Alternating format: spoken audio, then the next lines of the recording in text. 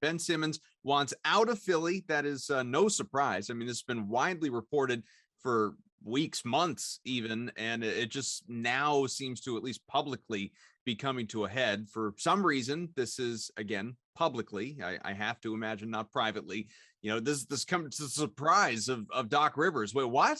No, we can fix this. We want Ben here. After, of course, Simmons was just thrown under the bus by his head coach and, co-star, or the team's true face, Joel Embiid, immediately after that postseason loss. It was basically, this guy sucks, and he is the reason that we lost this series. Now, Ben Simmons comes with a monster contract. He has torpedoed his trade value, Sean. I know some people out there like to daydream about, could he fit with the Celtics? Apparently, Evan was telling me before the show, Ryan Rosillo was saying on his pod, Celtics are interested. Like, yeah, I'm sure the Celtics are interested, meaning if they could have Ben Simmons and just give them like Bruno Fernando, sure, they're interested. It's not happening. Ben Simmons, there's no universe in which Ben Simmons comes to Boston. But what do you make of this entire situation? Yeah, it's obviously Philadelphia has painted itself into a corner. I was talking to a GM the other day, and the name that he brought up that Philadelphia is very familiar with, because they were the beneficiaries of this situation last time it happened in 2019, was Jimmy Butler.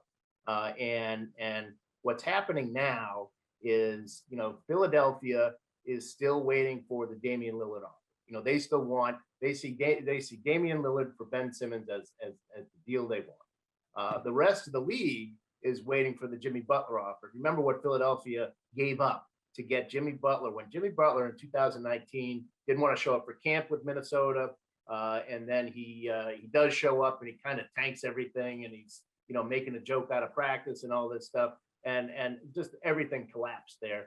And Minnesota had to take what it could get. It got Robert Covington, Jared Bayless, and Dario Saric. That's what Minnesota got for Jimmy Butler. So Philadelphia wants the Damian Lillard offer. The rest of the league is waiting for it to get bad enough to get to Robert Covington and Jared Bayless territory.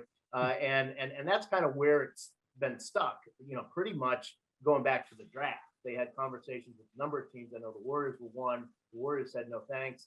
And ultimately, the Sixers are still sitting here. Now they've got a guy who's not going to show up. And like I said, the rest of the league is just waiting for that value to absolutely bottom out so they can jump in and get Simmons for as low a price as possible. And ironically, it could wind up being the Timberwolves who make the deal. So sort of the Jimmy Butler scenario, only in reverse. What's weird to me is how, it's just, I don't know, nature of social media and the talking heads that, the way this industry operates now, but narratives just go, to complete extremes. Like, people talk about Ben Simmons now like he's this terrible basketball player. Like, if, the Sixers trade him away, who cares? We're going to be better. We don't need that guy. And look, I'm not sitting here saying that Ben Simmons is this, top 15 player in the NBA or something like that, but he isn't terrible. Is he overpaid? Sure, you can make that claim. Are there holes in his game? Absolutely. Kevin O'Connor's been, saying that he's been shooting with the wrong hand all these years. But I certainly don't believe that Ben Simmons is just so terrible that you take him off the Sixers and that team is heading in the right direction, barring, a trade where you're getting actual equal value. But I don't see how that is remotely possible right now. I'm not sure Simmons is quite getting his due as a player. As a person, you want to call him soft or something like that, we can entertain that. But as a player, I feel like he's better than the credit right now. Yeah, he's an excellent defensive player, one of the best perimeter defenders in the league, one of the best passers in the league. And for his position, if you assume he's going to be a point guard, and some teams see him, if they were to make a deal for him as moving to a small forward or at least a shooting guard kind of role. But if you assume he's a point guard, great rebounder. I mean, just a fantastic rebounder as a point guard. So he's got a lot of these skills.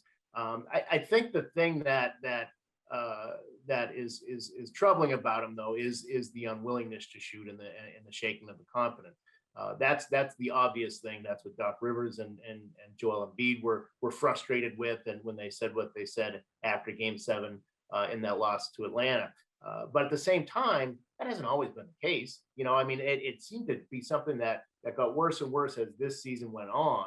If you go back to previous seasons, he wasn't shooting 4 shots a game. He was comfortable taking those little mid-range shots and attacking the basket.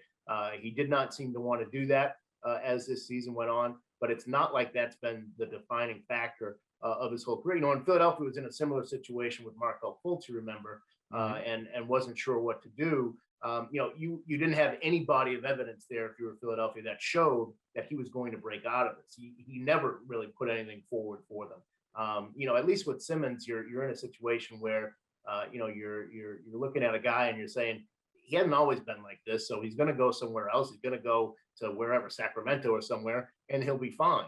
But the Sixers have a hard time making that case to other teams as they're trying to find the right trade deal here. He's not just going to be fine, Evan. He's going to go to the Kings or Timberwolves or wherever. He's going to be taking 5 threes a game. He's going to be shooting 40% from long range. We're going to see a totally different Ben Simmons. It's going to, like open gym Ben Simmons that we always get the video highlights of on social media is going to be NBA Ben Simmons, and I am here for it. Shoot a 3, you coward. No. It's going to be stop shooting. He's hitting too many. This is torturous for the defense. Yeah, Ben Simmons, high volume 3-point shooter is going to be a real revelation for the rest of the NBA. Can't wait. As a Celtics podcast, we got to keep in mind here, this is tremendously excellent for the Celtics, right? First off, Boston, there's just absolutely no way that they end up with the trade for Ben Simmons. I think Ben Simmons' best fit is like if he's playing like point center and you have more, like he's the only guy that's going to be down low potentially, and you just have a wide open floor. You might get killed at rebounding it, but like obviously the fit with another big on the floor is just not working. I've never feared the Sixers because of the floor spacing between those two guys. I just don't see how it works in a 7-game series. I've been saying it forever, and now that's come to a head that Simmons is going to be gone.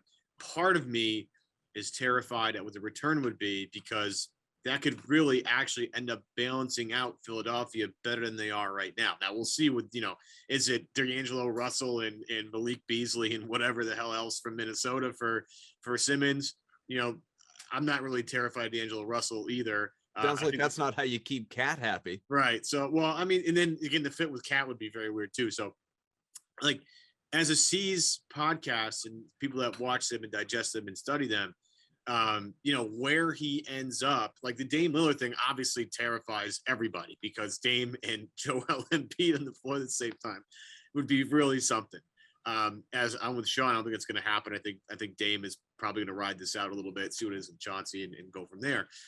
So the poo-poo platter package becomes interesting as like, okay, how does Boston react to this? If it's Buddy Hield and Tyrese Halliburton or whatever from Sacramento, that's a little, I like that return for Philadelphia, because I think Buddy Hield's a great 3-point shooter, and Tyrese Halliburton's been one of the best rookies I think of that last class. I really enjoy him. I think he's great. It's too bad he didn't fall 2 more picks. But when it comes to monitoring the situation, Boston is probably hoping, I mean, I would assume that he's probably going out west, but Boston's hoping that the return here is for scraps, much like that Jimmy Butler trade. That's a really excellent point, Sean. I never thought about that. It's almost identical. The only thing that's different, I think, is the length on the contract that's left. Jimmy, I had 1 year left, both to Miami, because he hated every part about being there, which should tell you something. There's $100 million left in his deal. And Ben's got, I mean, just a ton. And that's the thing with me, is you got to find a team that's willing to take on all that money for a guy that in the most recent playoff appearance could not hit a shot in the fourth quarter and basically refused to shoot. So from a C standpoint, we're sitting here like, this could be epically disastrous for the Sixers if it's not the Dame Lillard trade. This could really, really hurt Philadelphia and then flip-flop these two teams in the standings. Because right now, as it's currently, constituted, I think Celtics are behind them given what we saw last year. And I think if the right moves were made, Philly would stay right there. But I think at the end of the day, you might see a transition here where Boston takes the lead because of the poo-poo platter that Philly had to settle with. And I am curious, where he ends up. If it's like Houston, I'm not sure what the Houston package looks like. So as a Celtics fan, if you're out there, listening, watching, whatever, monitor this. This is a direct impact on Boston's future right here. And it just shows you that Danny made the right moves at the time. I mean, you think about it this way. The Sixers could easily have Embiid, Brown, and Tatum. How scary is that team? They're lucky that Philly continues to bungle all of these moves and just not make right decisions when it comes down to it. They've had poor roster management throughout this quote unquote trust the process era show. I would hesitate. I feel like you're doing Danny a little bit of a disservice when you say it's bungling on the part of Philadelphia. Remember, Markelle Fultz was the consensus #1 pick. They had the photo shoot in the Garden. I thought it was a yeah. So it was a shot, for most when they traded that pick, when they were seeking Tatum from the start. And then, even when Jaylen Brown was drafted, he wasn't this like perfect. I can't believe they got Jaylen Brown. Like there was booing at the Garden. A lot of people were not thrilled about that. So, a lot of, there's foresight, obviously, on the part of Ainge and things that have worked out. But, I'd hesitate to call it, bungling on the part of the Sixers.